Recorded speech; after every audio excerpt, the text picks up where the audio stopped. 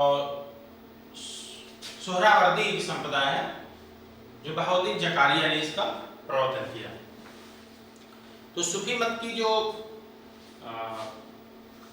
सूफी मत की 4 संप्रदाय हैं, इसमें कादरी संप्रदाय, चिश्ती संप्रदाय, सोहरावर्दी संप्रदाय और नक्शबंदी संप्रदाय। अगर इसकी परीक्षा में पूछा जाए कि सूफी काल में कौन सा संप्रदाय नहीं है, तो कहें कादरी संप्रदाय, चिश्ती संप्रदाय, सोहरावर्दी संप्रदाय और कोई नक्शबंदी ना करके कोई दूसरा संप्रदाय कह दें या रामावत संप्रदाय, तो आपका यही नहीं होगा। ठीक है। तो सूफी जो मत है इसमें 4 संप्रदाय हैं। नंबर 1 कादरी संप्रदाय, चिश्ती संप्रदाय, सोहरावर्दी संप्रदाय और नक्शबंदी संप्रदाय। तो क्लियर हो गया होगा। जो कादरी संप्रदाय का प्रचार किसने किया भारत में? अब्दुल कादिर ने। चिश्ती संप्रदाय ख्वाजा मोइनुद्दीन चिश्ती ने किया था। सोहरावर्दी संप्रदाय का बहादुर जकारिया ने किया और नक्शबंदी संप्रदाय का प्रवर्तन जो है अहमद फारूकी ने किया। तो आपको क्लियर हुआ होगा ये चीजें। क्वेश्चन कहां से बनते हैं उस चीज में आपको अब हमको ध्यान देना है कि सूफी शब्द की व्युत्पत्ति कैसे हुई। देखिए, सूफियों का जो मुख्य दर्शन था वो तस्सुफ था। अगर ऐसे प्रश्न आए, सूफी काव्य का या सूफियों करें, सूफियों, ये प्रश्न आ चुका है। सूफियों का मुख्य दर्शन क्या है? तस्सुफ का तस्सुफ। अगर पूछा जाए सूफियों का या सूफी दर्शन को क्या कहते हैं? तस्सुफ ये ता है, दंतसा है, आधा हुआ है, फिर पूरा हुआ फा, तस्सुफ। तो सूफियों का मुख्य दर्शन क्या था? तस्सुफ। ये प्रश्न चयन बोर्ड में आ चुका है कि सूफियों का मुख्य दर्शन क्या है, या सूफी दर्शन को और किस नाम से जाना जाता है? तस्सुफ। सूफी शब्द की व्युत्पत्ति को लेकर विद्वानों में मतभेद है। बताया जाता है जो मुसलमानों के पवित्र तीर्थ जो मदीना था, तो मुसलमानों के पवित्र तीर्थ मदीना मस्जिद के सामने वाले चबूतरों को सुफ़ा चबूतरा कहा गया और इस पर बैठने वाले जो फकीर होते थे उन्हीं को सूफी कहा गया। कुछ लोग माने नहीं, सूफी शब्द की व्युत्पत्ति सफा से मानी गई जिसका अर्थ पवित्र या शुद्ध। वैसे सूफी शब्द सोफिया से बना है जिसका अर्थ होता है ज्ञान। सर्वाधिक मान्य मत जो है ऊन से, सूफ से लिया गया है जिसका अर्थ है ऊन। तो सूफी शब्द की व्युत्पत्ति कैसे हुई है इस पे विद्वानों ने अपने अपने मत दिए हैं। किसी का नाम नहीं जानना है, लेकिन ये चीज ध्यान देना है कि जो मुसलमानों का पवित्र तीर्थ मदीना मस्जिद के सामने वाले चबूतरे होते थे उसका नाम था सुफ़ा चबूतरा। उस पर बैठने वाले जो सूफी होते थे, यानी बैठने वाले जो फकीर होते थे, उसी को सूफी कहा गया। सूफी शब्द की व्युत्पत्ति आप सभी लोग को सुप्रभात, सुषमा सिंह या स्वाति सिंह, गुड मॉर्निंग। आप लोग को क्लास देख रहे हैं, कोई किसी दिक्कत तो नहीं है? तो हम सूफी शब्द की व्युत्पत्ति के बारे में चर्चा कर रहे हैं कि ये सूफी शब्द की व्युत्पत्ति कैसे हुई है। लेकिन जो सर्वाधिक मान्य बताया है वो सूफ से बना है जिसका अर्थ होता है ऊन। फिर से ध्यान देंगे, सूफी कवियों का मुख्य दर्शन क्या है? तस्सुफ। अब सूफी शब्द की व्युत्पत्ति हुई कैसे? सूफी शब्द की व्युत्पत्ति को लेकर विद्वानों में मतभेद है। ये बताया गया है कि मुसलमानों का जो पवित्र तीर्थ है वो मदीना मस्जिद के सामने वाले चबूतरे को सुफ़ा चबूतरा कहा गया। उस पर जो बैठने वाले फकीर होते थे उन्हीं को सूफी कहा गया। लेकिन सूफी शब्द की व्युत्पत्ति सफा से मानी गई है, जिसका अर्थ है पवित्र या शुद्ध। वैसे सूफी शब्द सोफिया से बना है, जिसका अर्थ है ज्ञान। सर्वाधिक जो मान्य मत है, सूफी शब्द सूफ से बना है, जिसका अर्थ होता है ऊन। अर्थात सूफी शब्द सूफ से बना है, लेकिन सूफ ऊन को भी अधिक कहते हैं। सूफी लोग सफेद ऊन से बने हुए चोंगे पहनते थे और उनका आचरण पवित्र और शुद्ध होता था। उनका जीवन सादा होता था। सूफी ऊनी चोंगा पहना करते थे, और सूफी जो चोंगा पहना करते थे उनका जो मुख्य दर्शन होता था तब शुभ माना गया है। तो अगर ऐसे पूछा जाए सर्वाधिक मान्य सूफी शब्द की व्युत्पत्ति क्या है, तो आप कहेंगे सूफ, और उसका अर्थ है ज्ञान। क्लियर हुआ? तो हमसे पूछा जाए कि सूफी शब्द की व्युत्पत्ति सूफ से हुआ है, उसका शाब्दिक अर्थ क्या है? ऊन। भारतीय सूफियों ने सूफी मार्ग की 4 अवस्थाओं का उल्लेख किया गया है। भारतीय सूफियों ने सूफी मार्ग की 4 अवस्थाओं का उल्लेख किया है। नंबर 1 शरीयत, तरीकत, मारिफत, हकीकत। इस पे प्रश्न बन चुका है चैनल बोर्ड में। पूछा जाए सूफी मार्ग की 4 अवस्थाएं कौन है? देखिए, एक संप्रदाय पढ़े थे सूफी। भारत में सूफियों के मत 4 हैं, और जिनके 4 संप्रदाय थे: कादरी संप्रदाय, चिश्ती संप्रदाय, सोहरावर्दी संप्रदाय और नक्शबंदी संप्रदाय। इस तरह भारतीय सूफियों ने सूफी मार्ग की 4 अवस्थाओं का उल्लेख किया है, जिसमें शरीयत, तरीकत, मारिफत, हकीकत। तो अगर ऐसे पूछा जाए सूफी मार्ग की और सूफी भारतीय सूफियों ने, ऐसा कहेंगे, भारतीय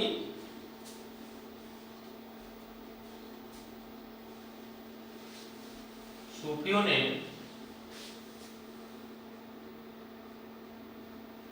सूफी मार्ग की 4 अवस्थाओं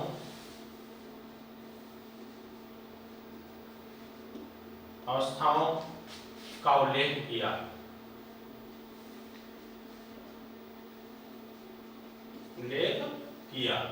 अब देखिए, इस पे सवाल बन सकता है, तो बना भी है कि भारतीय सूफियों ने सूफी मार्ग की 4, इसको लिखना नहीं आप लोग को। जितने भी प्रतियोगी हैं, चाहे बालक वर्ग के हों चाहे बालिका वर्ग के, जिसकी भी आप तैयारी कर रहे हो, ध्यान देना है, ये आपको नोट नहीं करना है। जब हम कहें आप नोट करेंगे तो नोट करेंगे। मैं पूरा ये सुविधा ऑफलाइन की तरफ दे रहे हैं आपको, और जो भी ईमानदारी से मेरे क्लास को पढ़ता रहेगा,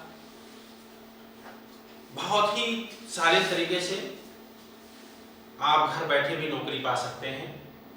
आपको इतना दूर आने की जरूरत नहीं है, लेकिन हर बातों को ध्यान से सुनना है। ऐसा मत सोचिए कि सभी ऑफलाइन पढ़ने वाले ही सिलेक्ट हो जाते हैं। जो भी ईमानदारी से पढ़ता है, सिलेक्शन उसका होता है। पढ़ने वाले बहुत हैं। जो टॉपिक बताया जाए, अगर उसको ध्यान से नहीं पढ़ेंगे, भटकेंगे, कई तरीके से उस चीज को पढ़ेंगे, तो परीक्षाओं में जब प्रश्न आते हैं वो प्रश्न गलत हो जाते हैं। अब देखिए, यहां से क्वेश्चन बन चुका है टीजीटी में, यहां से प्रश्न बन चुका है, यहां से भी प्रश्न बन चुका है। 4 अवस्थाएं कहेंगे: शरीयत, नंबर 2 तरीकत। तो एक है सूफी, भारतीय सूफी ने सूफी मार्ग की कितनी अवस्थाओं का उल्लेख किया? 4। तो एक है शरीयत, नंबर 2 तरीकत, मारिफत,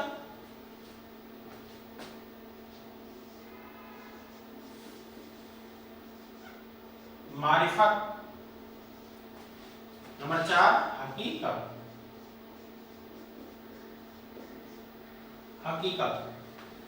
अब देखिए, पूछा जाए सूफी मार्ग की 4 अवस्थाएं कौन कौन सी हैं? शरीयत, तरीकत, मारिफत हकीकत या सूफी कवियों का मुख्य दर्शन क्या है, सूफियों का मुख्य दर्शन क्या है। तसव्वुफ टीजीटी का क्वेश्चन ये भी पूछ ले, पीजीटी प्रश्न बन सकता है। ये संप्रदाय पूछे कि सूफियों ने कितने संप्रदायों का उल्लेख किया है सूफी विद्वानों ने, तो कादरी संप्रदाय, चिश्ती संप्रदाय, नक्शबंदी संप्रदाय, सोहरावर्दी संप्रदाय, वो भी 4 संप्रदाय है। और यहाँ पे भारतीय सूफियों ने सूफी मार्ग की 4 अवस्थाओं का उल्लेख किया है। तो अवस्थाएं 4 अवस्थाएं और संप्रदाय में अंतर है, ठीक है, जिसमें शरीयत, तरीकत, मारिफत, हकीकत, ठीक है। अब हमको देखना है शरीयत क्या है। शरीयत यानी इसमें वह जो सूफी होते हैं कर्मकांड का अनुसरण करते हैं। शरीयत में कर्मकांड का अनुसरण करते हैं लोग। तरीकत में क्या है, इसमें साधक जो होता है उपासना में लीन हो जाता है। और मारिफत में क्या है, ये आत्मा का परमात्मा में मिलने की सामर्थ्य हो जाती है। इस तरह अगर कह दिया जाए हकीकत क्या है, परम तत्व की उपलब्ध हो जाती है और आत्मा का परमात्मा में मिलन हो जाता है। इन सभी में प्रेम को सर्वोपरि माना गया है। सूफियों के अनुसार प्रेम के बिना साधना में स्पष्टता संभव नहीं है। सूफी लोग प्रेम को महत्व देते थे, संत कवियों ने गुरु को महत्व दिया और राम कवियों ने भक्तों ने राम को महत्व दिया, कृष्ण भक्तों ने कृष्ण को महत्व दिया। तो इसमें सूफी काव्य में प्रेम को महत्व दिया गया है, ठीक है। तो शरीयत, तरीकत, मारिफत, हकीकत, ये परीक्षा में यूजीसी भी आ सकता है कि ये सूफी मार्ग की 4 अवस्थाएं कौन कौन सी हैं। अब देखिए सूफी प्रेम के पीर के कब कहे जाते हैं। जो सूफी होते हैं प्रेम के पीर के कब कहे जाते हैं। इन्होंने प्रबंध काव्य ही लिखे हैं, प्रबंध काव्य के ही भेद हैं, खंड काव्य, महाकाव्य। सूफी काव्य धारा के प्रवर्तक मुल्ला दाऊद माने गए हैं। अगर ऐसे प्रश्न आए, सूफी काव्य धारा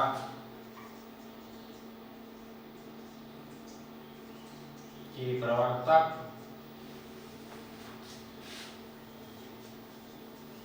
मुल्ला दाऊद,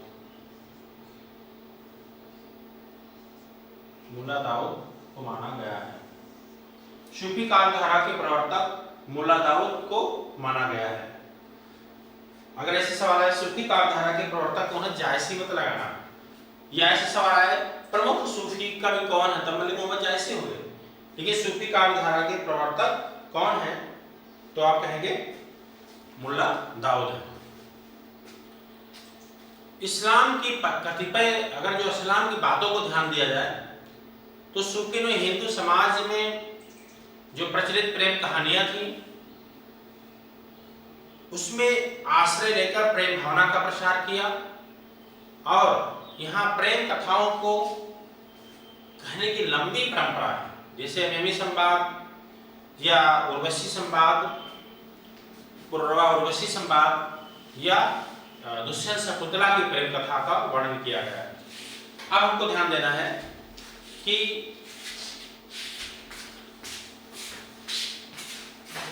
सूफी काव्यधारा के प्रवर्तक में मुल्ला दाऊद, सूफी काव्य और संत काव्य, राम काव्य, कृष्ण काव्य में अंतर क्या हो सकता है। देखिए जो सूफी काव्य होता है, अगर विशेषता में चर्चा करें तो सूफी कवियों में लगभग जो सूफी काव्य है सभी कम मुसलमान हैं, प्रबंध काव्य लिखे हैं। इन कवियों की भाषा अवधी है, ठीक है, और इसमें प्रेम को महत्व दिया गया है। संत काव्य से तुलना क्या करेंगे, उनकी भाषा सदुकड़ी हो सकती है, पंचमेल खिचड़ी हो सकती है, स्पष्ट हम नहीं कह सकते अवधी ब्रज, इस तरह के नाम। उसमें गुरु को महत्व दिया गया है, इसमें प्रेम को महत्व दिया गया है सूफी काव्य में। अगर पूछे सूफी काव्य को एक दो विशेषता बताइए तो पहली विशेषता हो गई इस काव्य में सभी का मुसलमान है और कवियों की जो भाषा है काव्य की अवधी है। तो कहें कौन सी अवधि, तो आप ठेठ अवधि का नाम ले सकते हैं। और प्रबंध काव्य लिखे गए हैं इसमें, ठीक है। अब देखिए, अगर पूछा जाए हिंदी की प्रथम सूफी रचना,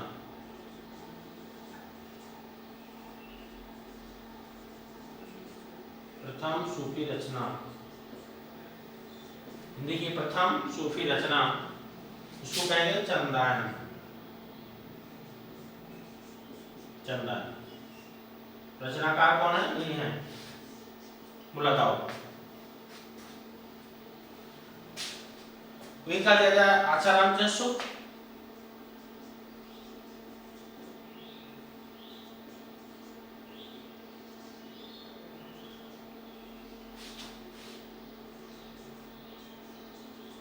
आचाराम जसुक ने प्रथम सूफी रचना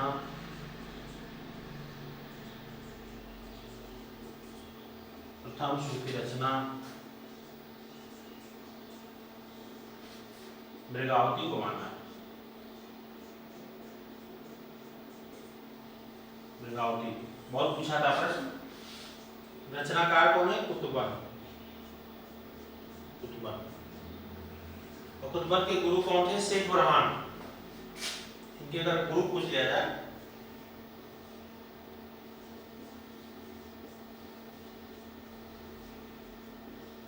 शेख बुरहान। ये प्रश्न पीछे में आ चुका है, शेख बुरहान का देते हो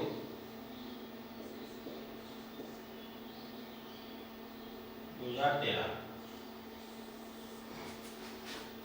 तो पूछा जाए कुतुबन के गुरु कौन थे? शेख बुरहान। शुक्ल के अनुसार प्रथम सूफी रचना कौन है? मृगावती। उसके रचनाकार कौन है? कुतुबन।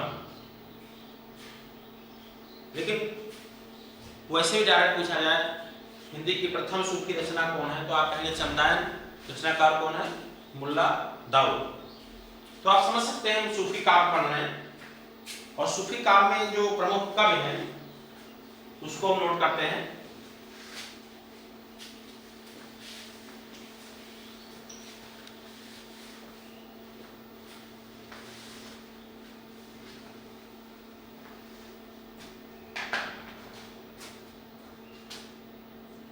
नोट नहीं करेंगे कोई, बस सुनेंगे, तो लिखाएंगे इसको। सूफी काव्य के प्रमुख कवि,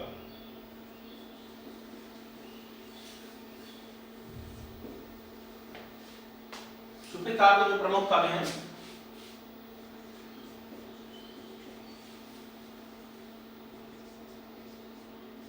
मलिक मोहम्मद जायसी,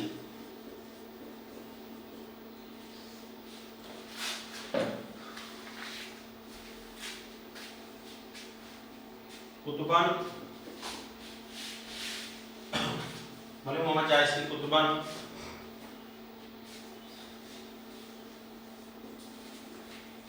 मुल्ला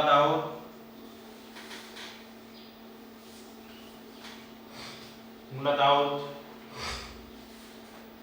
असाइद,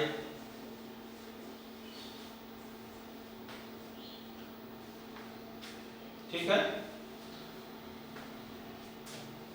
कुतुबन हो गए, और सत्यवती कथा ईश्वरदास है, ईश्वरदास कहेंगे।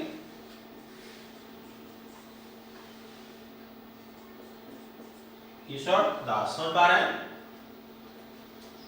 और इसमें और भी कवि हैं जिनको मैं पढ़ना है। नूर मोहम्मद,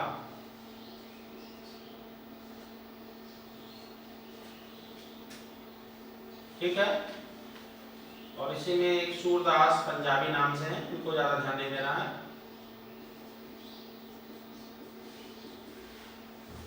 जटमल नाम से हैं, जटमल,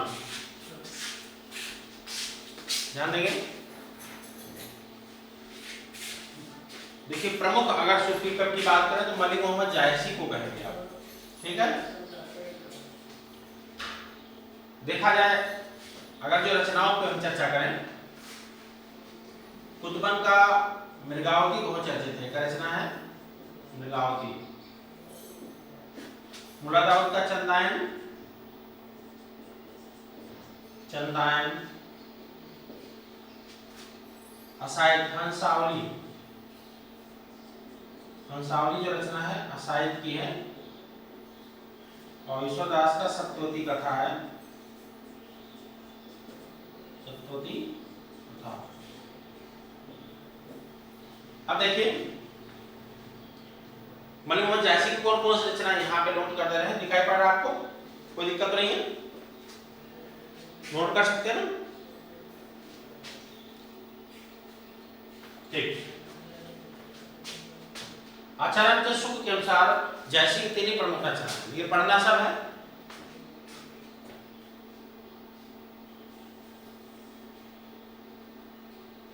जायसी रचना जिसे पद्मावत,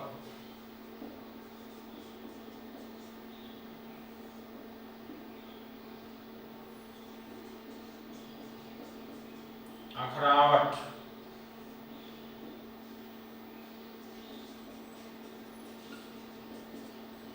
आखिरी कलाम,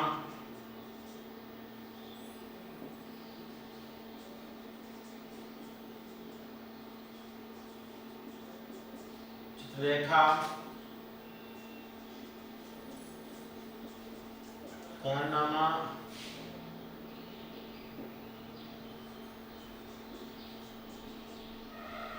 मसलनामा,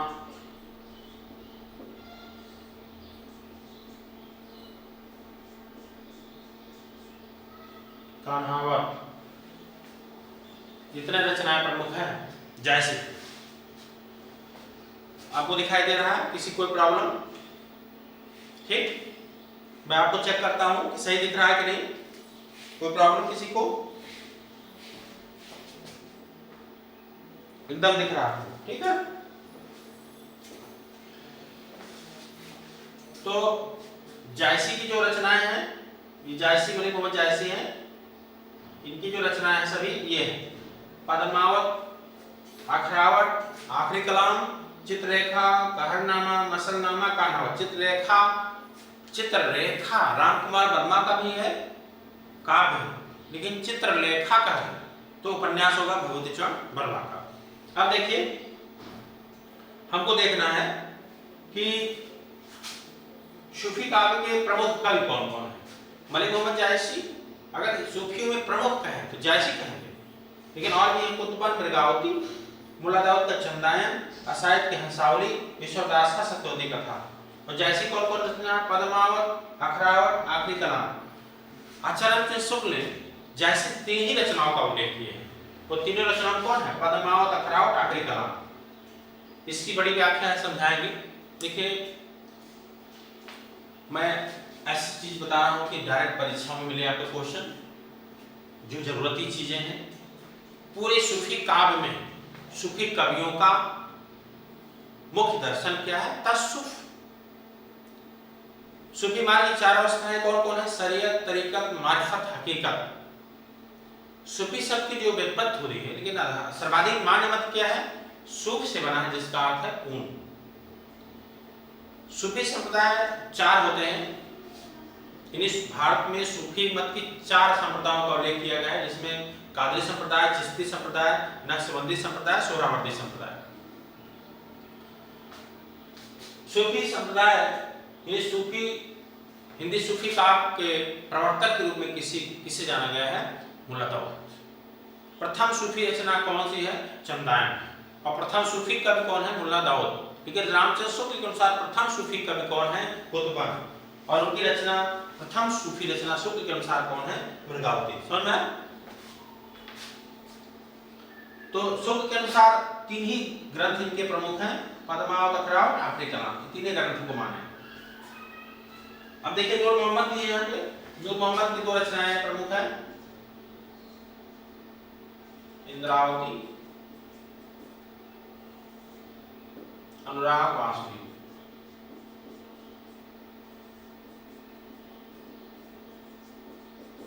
अनुराग बांसुरी। सूरदास पंजाबी कोई रचना नहीं पढ़ना है। जेठमल का है प्रेम विलास,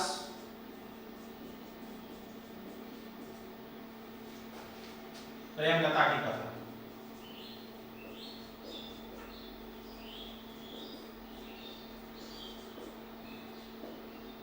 प्रेमविलास प्रेमलता की कथा। एक मंझर कवि है,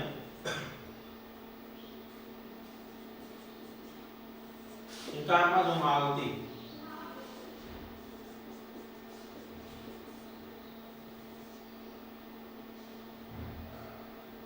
मधुमालती। सबसे ज्यादा प्रश्न ही क्या आते हैं, नूर मोहम्मद की बार चैनल बोर्ड में प्रश्न आया कि सूफी कवि को या उपालम सुनने मिलते थे कि तुम मुसलमान होकर हिंदी को रचना करते हो, तो कहेंगे नूर मोहम्मद। और कहे किसमें, तो इंद्रावती। चैनल बोर्ड में टीजीटी में बार प्रश्न आया, हिंदू मग पर पावन राख्यो का बहुते जो हिंदू भाख्यो, ये किस कवि की पंक्ति है, तो नूर मोहम्मद। और अनुराग वासरी से लिया गया है।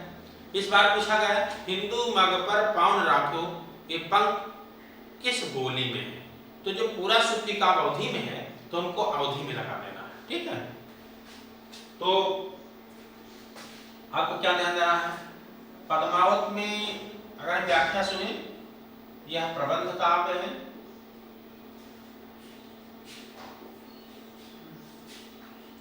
इसमें 57 खंड है।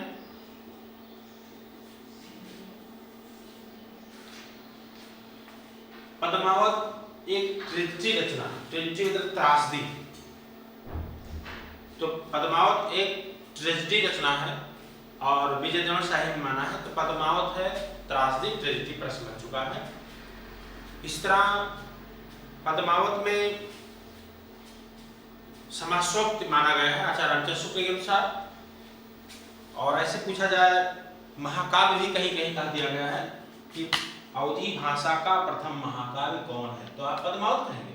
लेकिन अवधी भाषा का सर्वश्रेष्ठ महाकाव्य कह दिया जाए तो आप क्या कहेंगे, तब रामचरितमानस कहेंगे। तो कहेंगे कौन सा प्रबंध काव्य है जो 57 खंडों में है, पद्मावत है।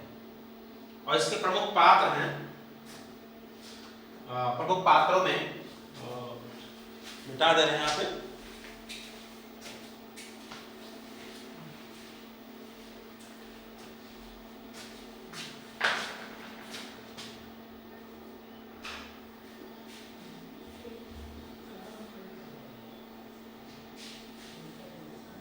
इसमें कुछ पात्र हैं,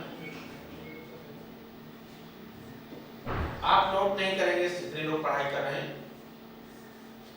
जायसी की जो रचना है इसको आप लोग नोट नहीं करेंगे, क्योंकि हम एक बार पढ़ा रहे हैं जहाँ जहाँ क्वेश्चन बन रहे हैं, और कल मैं क्रम से आपको लिखाऊंगा और व्याख्या भी करेंगे। जैसे नागमती, इनका जो प्रतीक है दुनिया, धंधा या संसार का प्रतीक है, संसार का प्रतीक। पद्मावती जो इसमें पात्र हैं वो बुद्ध का प्रतीक माना गया है।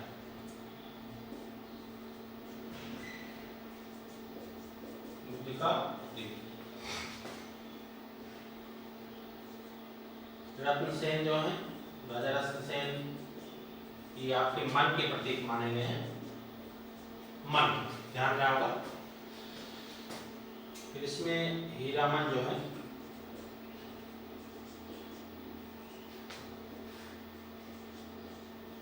गुण के प्रतीक माने गए हैं। इसमें कलाउद्दीन है,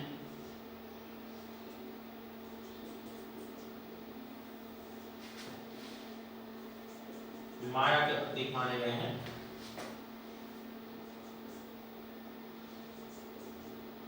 राघव चेतन शैतान के प्रतीक माने गए हैं। राघव चेतन शैतान के प्रतीक माने गए हैं। देख रहे हैं, ये सब प्रमुख प्रतीक हैं। और चित्तौड़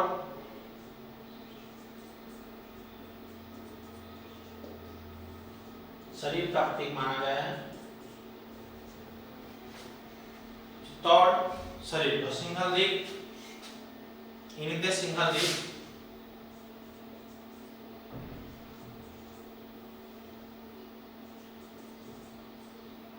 हृदय का प्रतीक माना गया। सिंघल द्वीप हृदय का प्रतीक।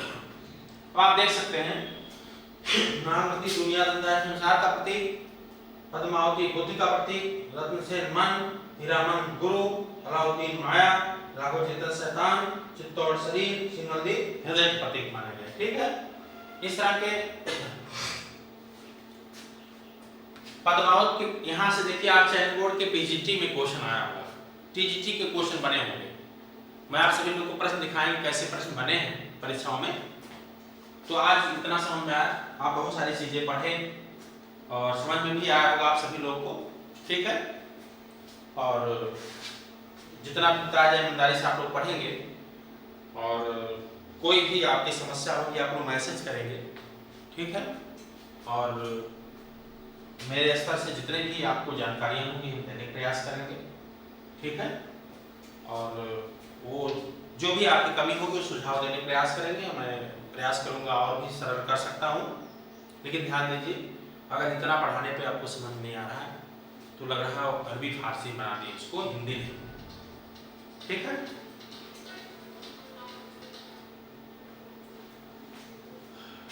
अब हमको ध्यान देना है जो सूफी काव्य है उसका मुख्य दर्शन तस्सुफ हो गया। सूफी काव्य के कवियों की भाषा क्या है? अवधी, और ज्यादातर अवधि में है, और अगर पूछे जायसी का अवधि कैसा है, ठेठ अवधि है। ठीक है, तो आप देखें ये समझ में आ गया सब। हमको जायसी के बारे में पढ़ना है और आप क्वेश्चन पूछेंगे आप लोगों को। मैंने इतना समझाया आज सूफी काव्य के बारे में, हमको क्वेश्चन समझाना है जो पूछेंगे परीक्षा के दृष्टि से। तो अब आप अगली डायरी नोट करिए जिसमें हम क्वेश्चन पूछते हैं। ठीक,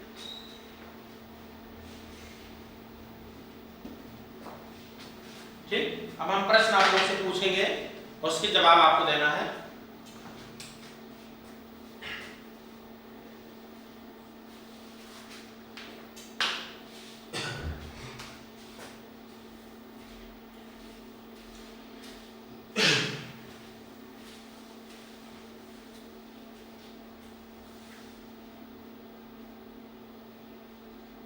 रीत काल को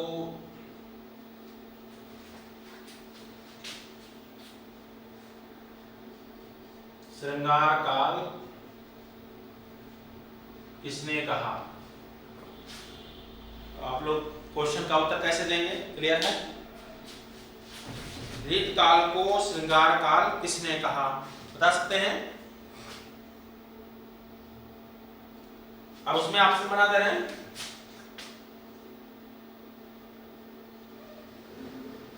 रामचंद्र शुक्ल। नंबर 2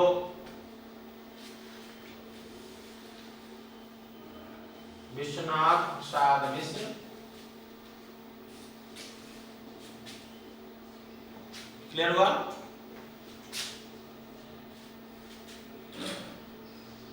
रमाशंकर शुक्ल रसाल।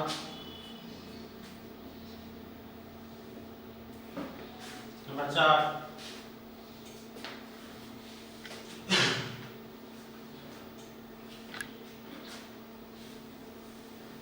मिस्र बम। तो आप लोग आंसर कौन सा बताएंगे? आप लोग बताने का प्रयास करेंगे। कुसुम बारवाल या पीके सिंह, किरण मौर्य, जो भी हैं आप बताएंगे कि किस विकल्प को लगाएं कि रीत काल को श्रृंगार काल किसने कहा। बताइए आंसर। तो इसका आंसर होगा विश्वनाथ प्रसाद मिश्र होंगे। ठीक है, फिर देखिए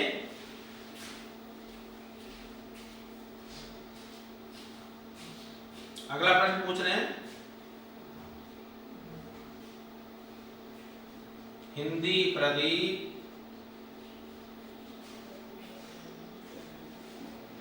पत्रिका के, ये डायरी में नोट करेंगे सारे क्वेश्चन, संपादक हैं।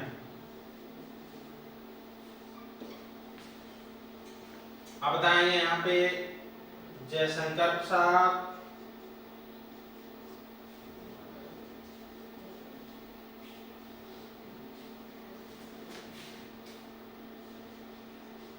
प्रताप नारायण मिश्र,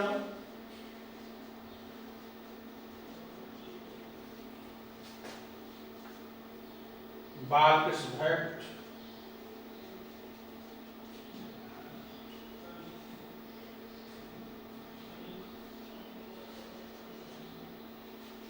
श्रीनिवास दास।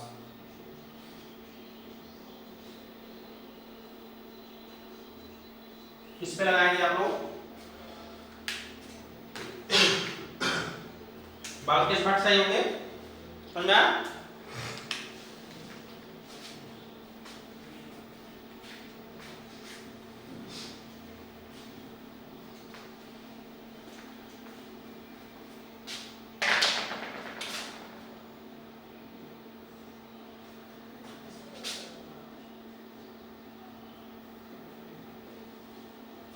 एक भारतीय आत्मा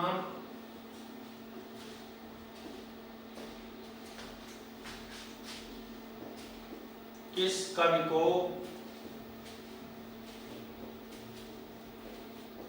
कहा जाता है? एक भारतीय आत्मा किस कवि को कहा जाता है? क्लियर हो रहा है? तो वो है माखनलाल चतुर्वेदी।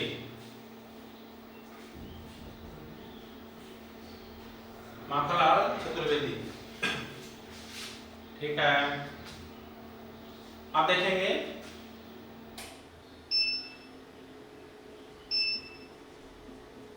प्रार्थना पुरुष किसकी रचना? अगर पूछा जाए प्रार्थना पुरुष किसकी रचना, ये नरेश मेहता की रचना है, ठीक है,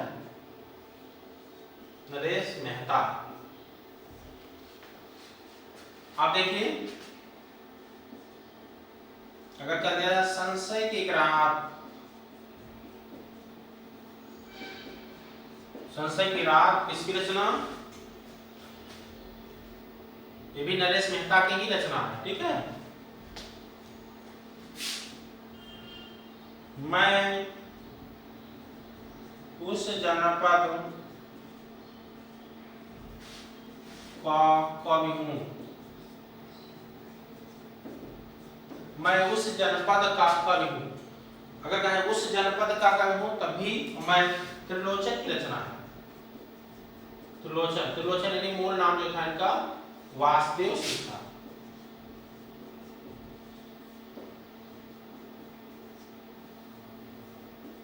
वासुदेव सिंह, समझ में आ रहा है? अगला देखेंगे तोड़ नहीं रंग बोलते हैं,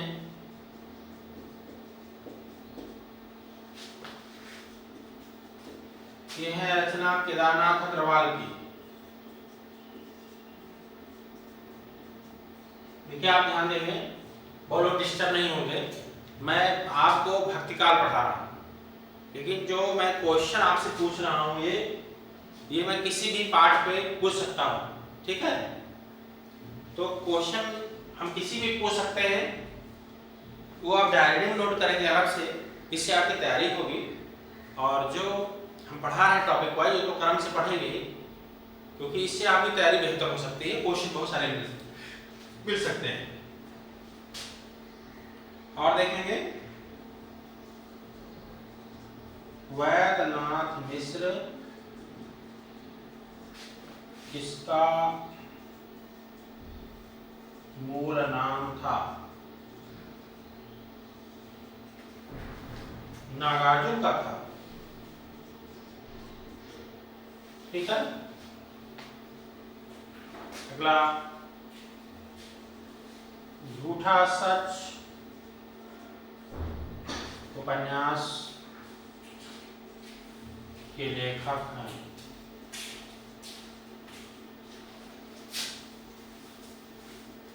यशपाल। समझ पा रहे ना? इस तरह के क्वेश्चन मैं आप सभी लोगों को बताया, और आराम से पढ़िए और आप अपने अनुसार किताबों को पढ़ते रहिए। आप लोगों के पास बहुत सारी किताबें होंगी, और जितना हम लोग बताएं उस पर आप चर्चा करेंगे, ठीक है? तो मैंने सूफी काव्य को बताया और मैंने कुछ रचनाओं को बताया, ठीक है?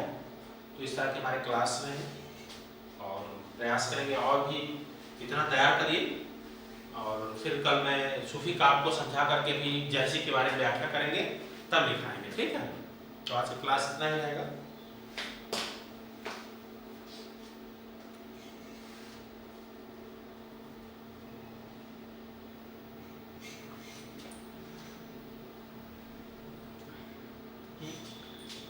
तीस लोगों में से 23 लोग पढ़े हैं।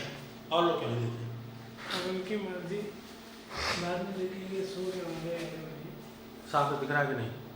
अभी प्रोसेस में है। यहाँ साफ दिख रहा है, थोड़ा सा नहीं।